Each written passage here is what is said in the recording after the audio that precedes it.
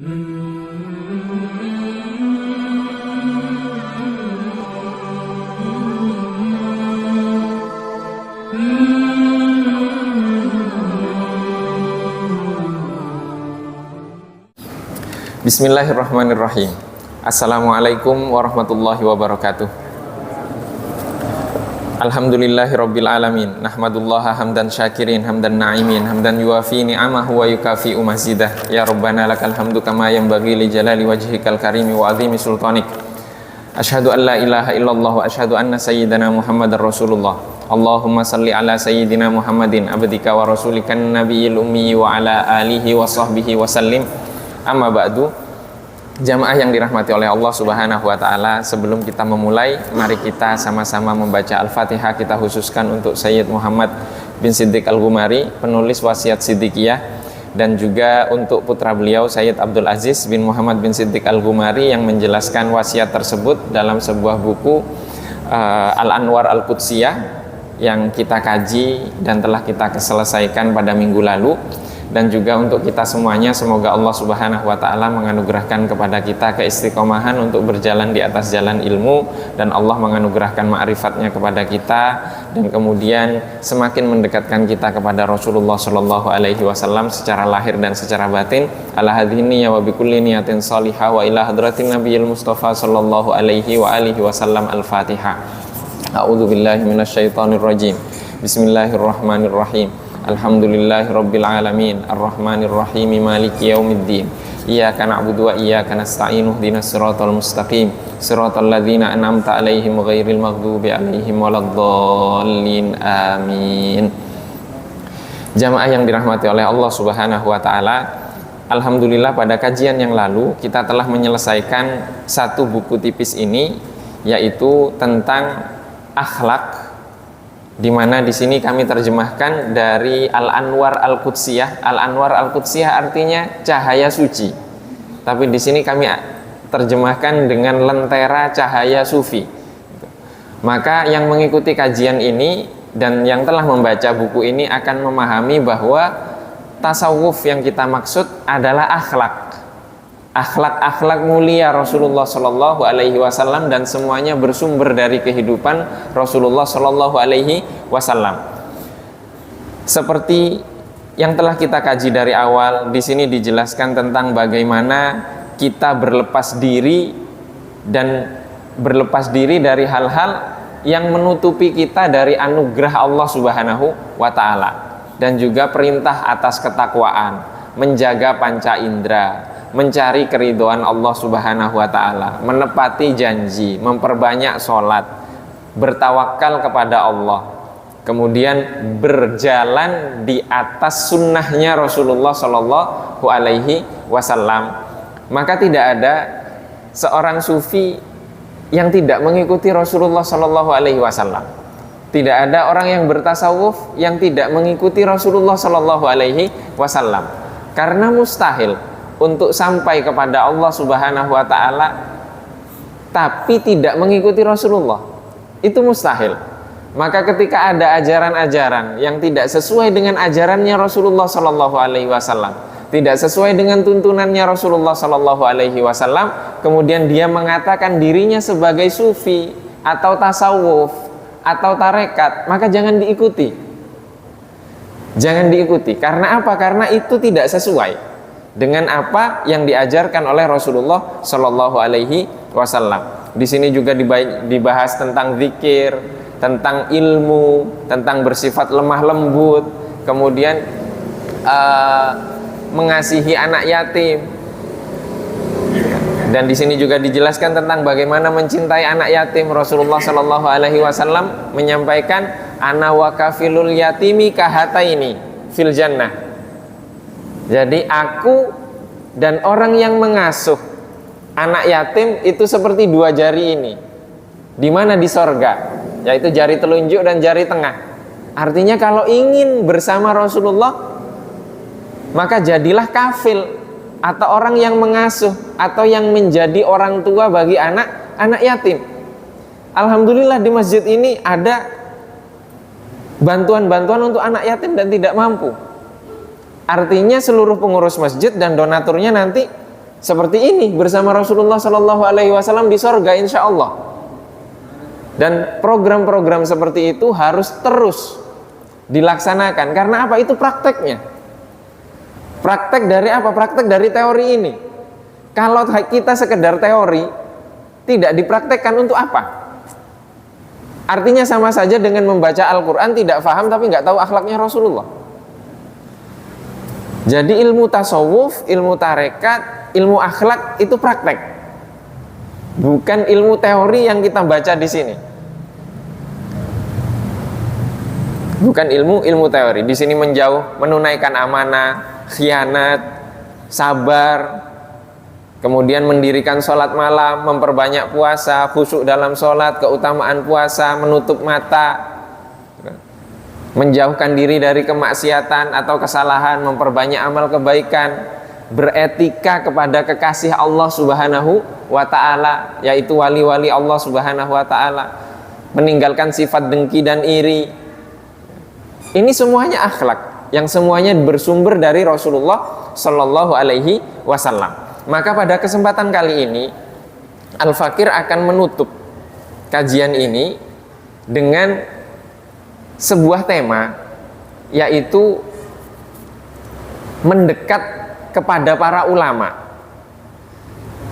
Jadi satu-satunya cara agar kita dapat melaksanakan akhlaknya Rasulullah, mengamalkan akhlaknya Rasulullah, adalah dekat dengan ulama, dekat dengan orang alim.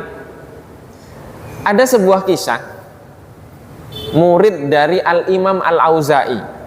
Al-Imam Al-Auza'i tinggalnya di Beirut, Libanon.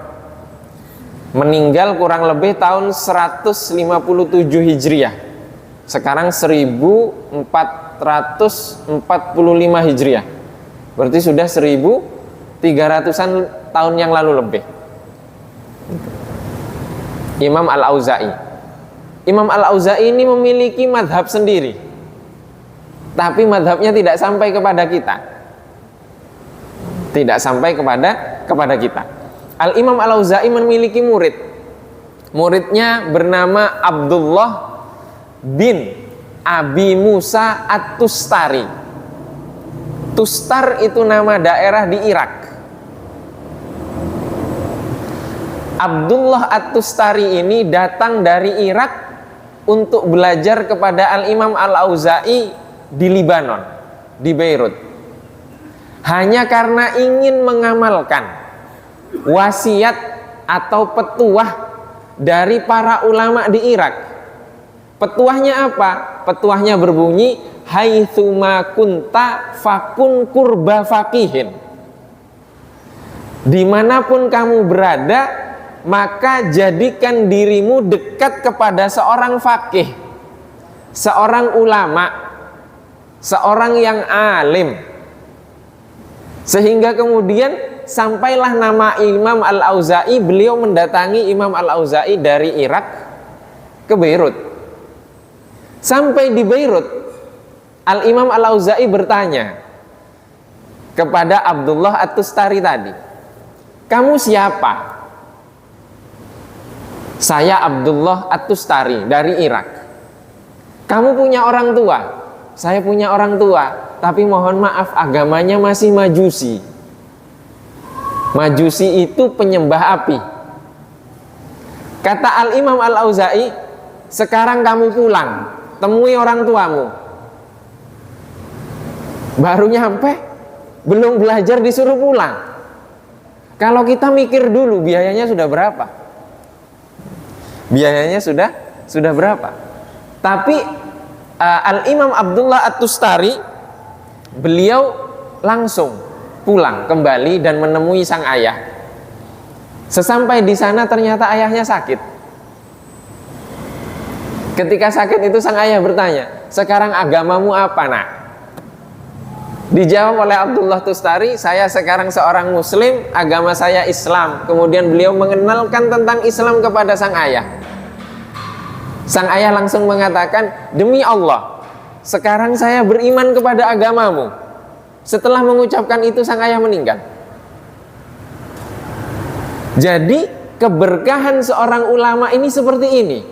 bisa menyelamatkan orang tua dari seorang murid, dari seorang yang sedang tulus ingin menuntut ilmu. Sepeninggal sang ayah, Abdullah At-Tustari kembali lagi ke Beirut dan belajar kepada Al-Imam Al-Auza'i. Lama. Hal-hal seperti ini biasa terjadi di dalam umat Islam. Permasalahan kita sekarang adalah kita tidak memiliki guru, kita tidak memiliki panutan. Panutan kita semuanya bersumber dari internet. Kalau benar gurunya di internet, kalau kita tidak kenal, bagaimana kita bisa tahu kealiman dia, kefakihan dia, keseharian dia? Terus kita mau mengambil ilmu hanya sekedar dari kuota, tidak bisa. Maka kita menemukan Imam Malik bin Anas, beliau mengatakan ada seseorang belajar kepada gurunya dan tidak pernah meninggalkan gurunya 30 tahun. Ternyata itu Imam Malik sendiri belajar kepada Imam Rabi Ar-Ra'i. Imam Syafi'i belajar kepada Imam Malik. Setelah beliau menguasai seluruh ilmu yang ada di Makkah, baru pindah ke Madinah. Kita belum selesai dari video yang satu sudah pindah ke video yang lainnya. Kami belum selesai satu buku sudah pindah ke buku yang lainnya. Belum selesai dari cuplikan video yang satu pindah ke cuplikan video yang lainnya. Anak-anak kita sekarang ada yang buka Google, nggak buka Google anak-anak sekarang, bukanya TikTok. Belajar dari TikTok cuma semenit 2 menit video itu, baru mereka mau mendengar. Bagaimana kita mengatasi ini? Kalau anak-anak kita tidak memiliki figur yang bisa dijadikan contoh. Ini sekedar teori ilmu. Bagaimana akhlaknya? Ya untung-untung kalau yang dilihat di TikTok pengajian. Jauh kita dari para ulama. Imam Abu Hanifah ditanya, bagaimana kamu bisa mendapatkan ilmu fikih sedemikian hebat? Dijawab oleh Imam Abu Hanifah, di Baghdad itu banyak ulama, akan tetapi saya pilih salah satu yang saya jadikan tolok ukur keilmuan saya, dan saya tidak tinggalkan dia. Bukan berarti tidak belajar kepada yang lainnya, tidak. Tetap belajar kepada yang lainnya, tapi ada satu yang dijadikan fans berat. Jadi beliau ngefans berat kepada ulama ini. Siapa namanya? Al-Imam Abu Sulaiman. Itu gurunya Imam Abu Hanifah. Dan kalau kita tarik lagi ke atas sampai kepada Rasulullah Sallallahu Alaihi Wasallam, kisah-kisah beliau semuanya sampai kepada kita.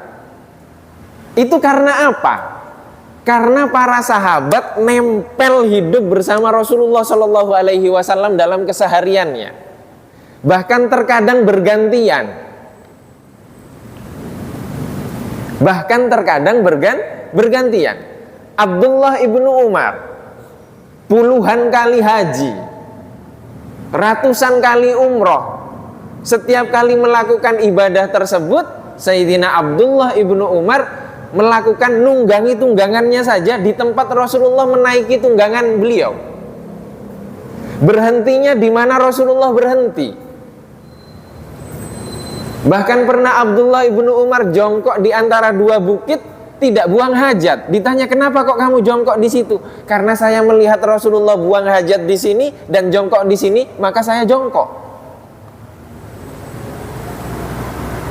Bagaimana bisa melakukan seperti itu?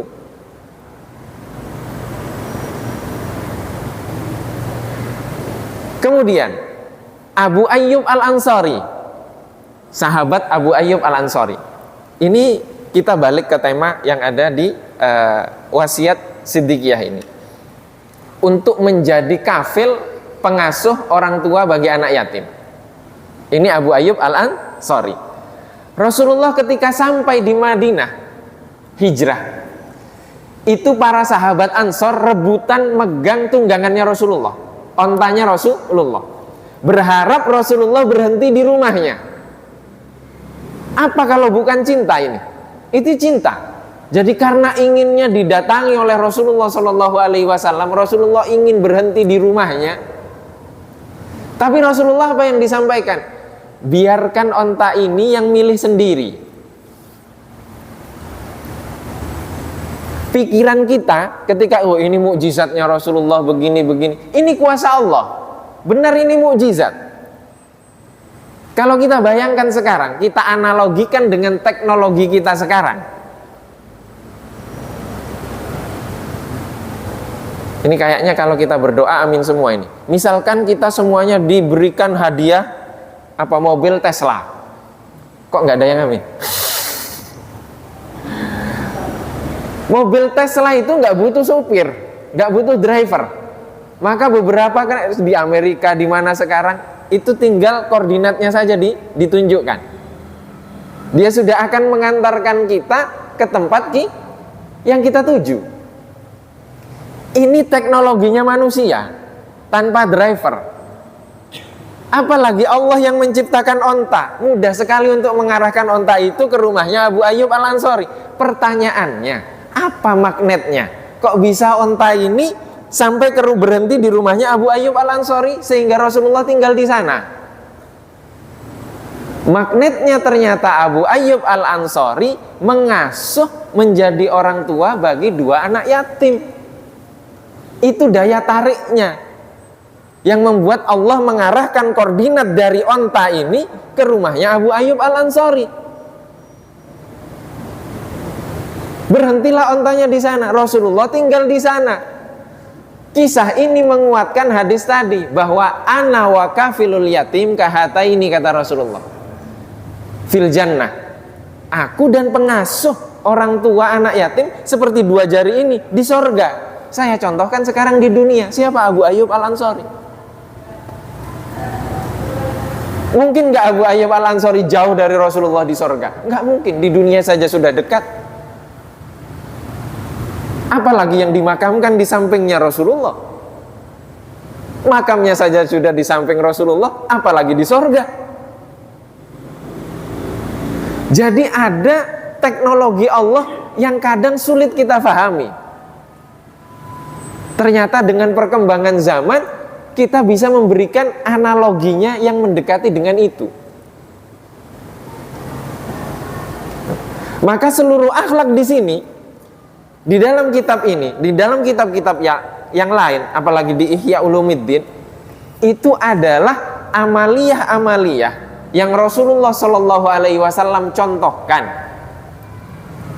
kepada para sahabat. Dan kemudian para sahabat mengamalkan itu.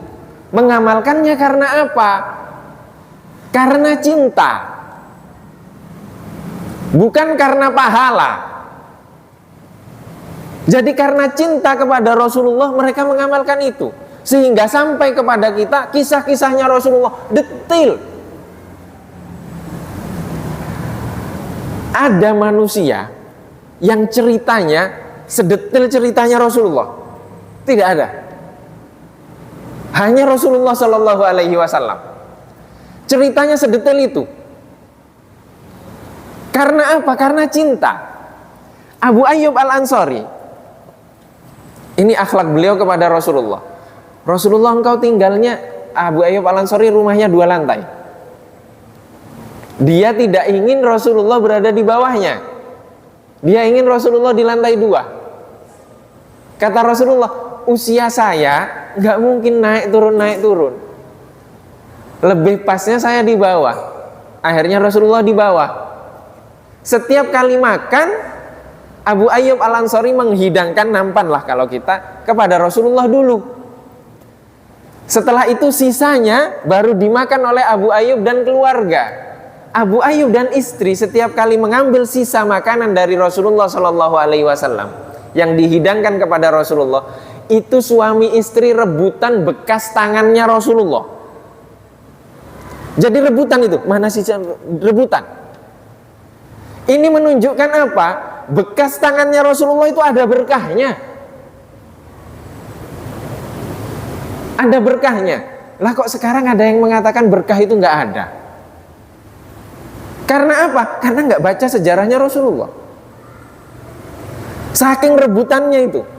Nah pernah ini dia menghidangkan, Abu Ayyub Al-Ansari menghidangkan makanan yang dimasak ada bawangnya. Ada bawang. Tidak disentuh sedikit pun oleh Rasulullah Shallallahu Alaihi Wasallam. Diambil oleh Abu Ayyub. Loh, kok nggak ada bekas tangannya Rasulullah? Ditanya, Rasulullah kenapa? Oh, karena makanan ini dimasak dengan bawang. Ada bawangnya. Saya tidak suka bau bawang. Di dalam ilmu fikih, hukumnya apa? Makruh. Orang yang baru makan bawang sholat karena apa? Bau. Makruh. Kita sekedar menghayatinya karena ini hukum fikih. Maka baru makan harus gosok gigi, hilangkan dulu bau bawangnya.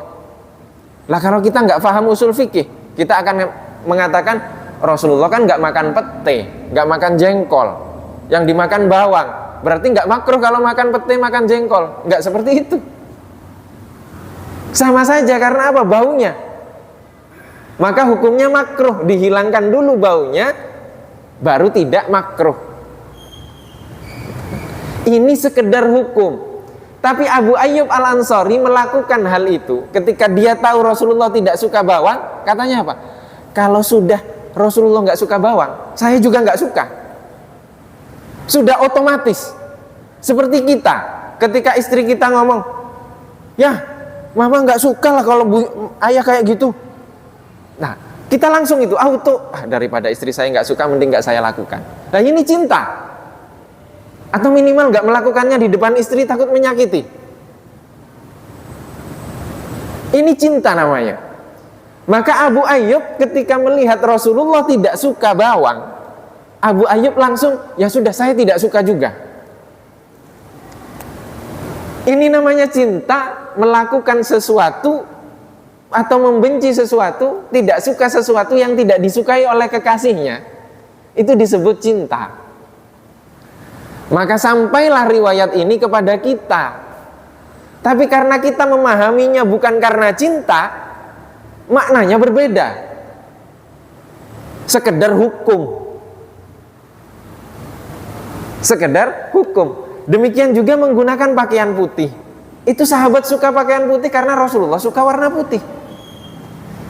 Sahabat menggunakan pakaian hijau karena Rasulullah suka hijau. Sudah cinta. Kalau cinta seperti itu, coba lihat anak-anak kita setelah lihat konser apa itu, yang Korea-Korea itu, BTS. Itu. Saya lihat di Shopee, bekas tusuk giginya BTS loh dijual jutaan dan ada yang beli. Itu cinta namanya, tapi cintanya ke artis, ke BTS. Coba cintanya ke Rasulullah. Maka satu-satunya cara agar kita membangun cinta tersebut dengan apa? Dekat ke ulama.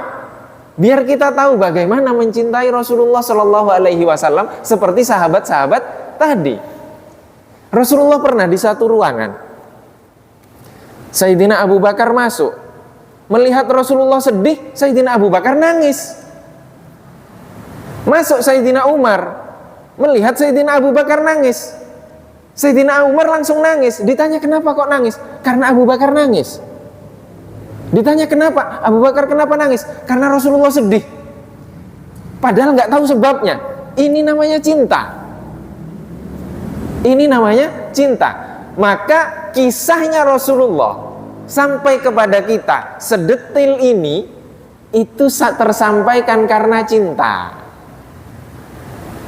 Tersampaikan karena cinta. Sampai kepada kita karena cinta.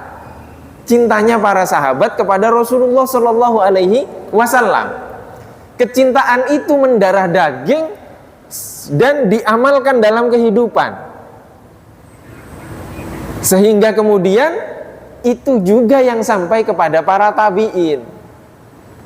Itu juga yang sampai kepada tabi'it tabi'in. Dan itu juga yang sampai kepada kita. Maka menghayati kehidupan Rasulullah tidak bisa kecuali didasari dengan cinta. Maka kita menemukan para orientalis, orang-orang liberal yang mempelajari sejarahnya Rasulullah Shallallahu Alaihi Wasallam hanya dengan logika. Dia tidak percaya mukjizat-mukjizat tadi. Karena apa? Karena hanya mengandalkan akalnya, tidak dibangun di atas cinta. Akhirnya Rasulullah dianggap sebagai manusia biasa. Karena apa? Karena manusia super menurut mereka Superman, Batman, Spiderman, atau apalah yang di film-film itu. Padahal manusia super itu hanya Rasulullah Shallallahu Alaihi Wasallam. Dan itu dibangun di atas cinta. Membangun cinta ini tidak bisa kecuali dengan ilmu, dengan bimbingan, dengan arahan, dan semuanya kita sedang belajar untuk mencintai Rasulullah Shallallahu Alaihi Wasallam. Dan tidak tahu, mungkin nanti ini adalah mungkin majelis penutup kita sebelum bulan Ramadan. Insya Allah akan kita lanjutkan. Tidak tahu akan mengkaji apa, tapi ada beberapa buku. Yang pertama adalah tentang khosais. Khosais ini keistimewaan Rasulullah Shallallahu Alaihi Wasallam yang ditulis oleh Al-Imam Ibnul Mulakkin. Bukunya nggak terlalu tebal juga, tapi belum ada terjemahannya. Belum ada terjemahannya. Jadi mungkin kajiannya ini usulan buku itu semakin apa agar kita semakin mengenal Rasulullah Shallallahu Alaihi Wasallam dan keistimewaan yang Allah anugerahkan kepada Rasulullah Shallallahu Alaihi Wasallam. Itu buku yang kami usulkan yang pertama. Nanti tergantung pengurus yang bisa menentukan. Atau kita akan mengkaji akhlak lagi. Ada buku-buku akhlak mirip dengan ini, tapi mungkin yang agak luas, yang lebih luas lagi, sehingga nanti contohnya juga dalam kehidupan kita, dan praktek-prakteknya termasuk dicocokkan dengan kehidupan Rasulullah Shallallahu Alaihi Wasallam. Nanti akan kami usulkan kepada mungkin kepada pengurus. Nanti pengurus yang akan menentukan, dan ini tentang tentang cinta. Jadi tidak ada jalan yang lebih cepat dari jalan cinta untuk sampai kepada apa? Sampai kepada titik keimanan.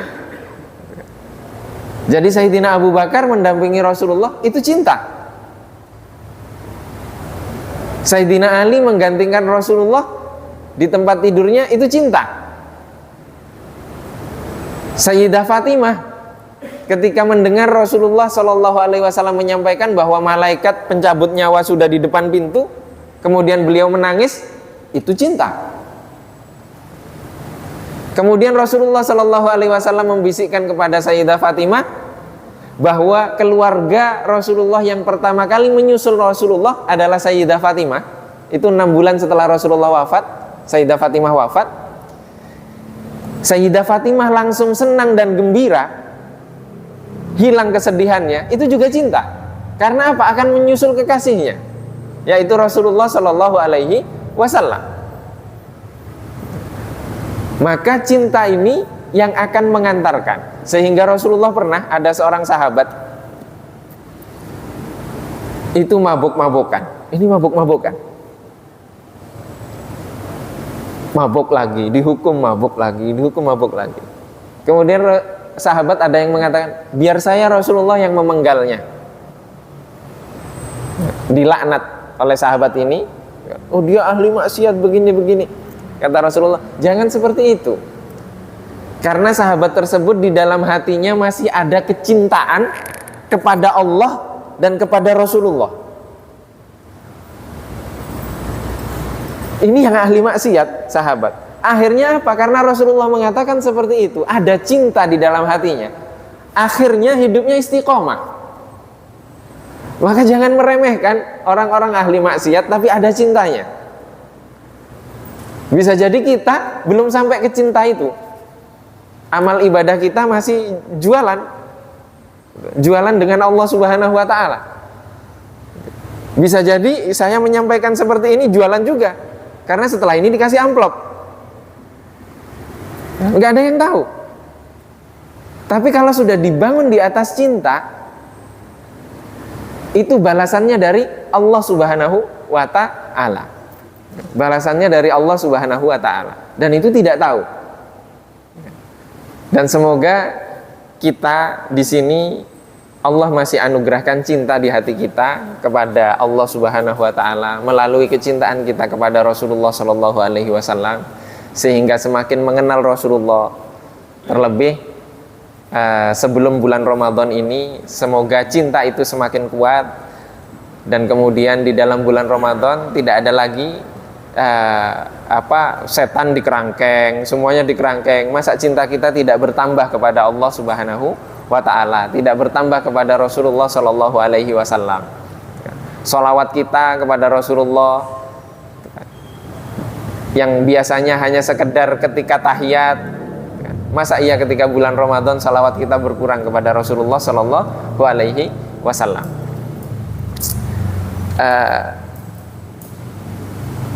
Kami punya teman dulu waktu belajar. Nah, teman ini setiap kali saya selesai baca buku,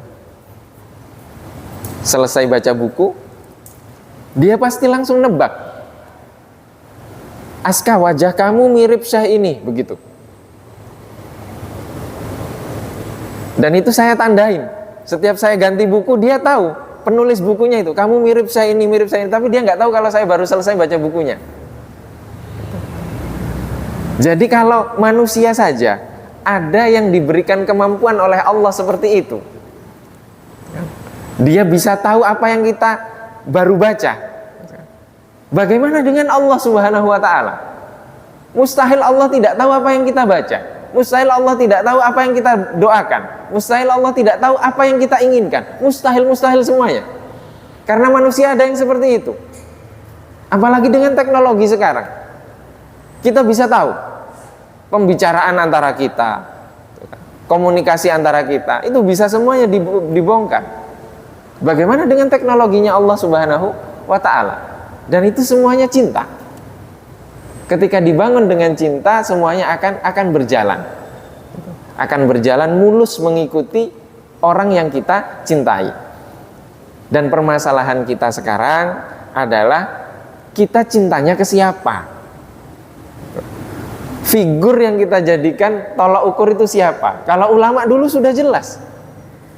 Bahkan ulama ketika ditemukan mesin percetakan, itu mereka nangis, mereka sedih. Loh, kenapa kok bersedih? Katanya sudah banyak lagi penuntut ilmu yang hanya membaca buku, tapi tidak membaca buku di depan penulisnya, mengkaji buku yang ditulis kepada penulisnya, membaca Sahih Bukhari di depan Imam Bukhari, tidak. Baca saja sendiri. Apa bisa paham? Tidak bisa paham. Sekarang sudah terbalik, bukunya sudah di PDF-kan, sudah jadi PDF sekarang, bahkan sudah jadi e-book. Maka kalau kita nyetak buku, pasti jamaahnya nanya, ada PDF-nya enggak? Ada PDF-nya enggak? Atau sudah jadi e-book, buku elektronik. Apalagi sudah sekarang ada AI, Artificial Intelligence. E-book itu tinggal dimasukkan, AI itu langsung merangkum. Nah, kita baca rangkumannya, seolah-olah kita sudah baca bukunya. Terus hubungannya apa kalau seperti ini? Hubungannya apa kalau seperti ini? Ayat Al-Quran kita baca sekedar dari internet, dari seperti ini. Bagaimana kita bisa menghayatinya kalau belum mengenal Rasulullah Shallallahu Alaihi Wasallam? Maka sekarang kita sudah dimanjakan dengan teknologi sehingga kita lupa untuk mencari figur yang mewarisi ilmunya Rasulullah Shallallahu Alaihi Wasallam. Tidak hanya ilmu teori, tapi juga ilmu praktek dalam kehidupan. Karena Rasulullah mengajarkan Al-Quran itu di dalam kehidupan selama 23 tahun. Dan semoga Allah Subhanahu wa Ta'ala membimbing kita semuanya sehingga kehidupan kita terus dibimbing, dituntun oleh Allah Subhanahu wa taala, oleh Rasulullah Shallallahu alaihi wasallam, dan terjauhkan dari segala sesuatu yang tidak disukai oleh Allah Subhanahu wa taala. Ini saja yang dapat kita kaji sebagai penutup dari Majelis Al-Anwar Al-Qudsiyah ini, buku dari Sayyid Abdul Aziz bin Muhammad bin Siddiq Al-Ghumari. Semoga keberkahan buku ini sampai kepada kita dan juga keluarga kita, dan dapat kita terapkan dalam kehidupan kita, dan juga kita doakan semoga penulisnya juga mendapatkan limpahan pahala dan juga keberkahan atas kajian yang telah kita kaji di masjid ini, dan juga keberkahan tersebut juga melimpah kepada seluruhnya, khususnya di masjid ini dan seluruh pengurusnya, seluruh jamaahnya. Allahumma amin. Mohon maaf apabila ada kekurangan selama kajian. Wabillahi taufiq wal hidayah wa ridha wal inayah. Wassalamualaikum warahmatullahi wabarakatuh.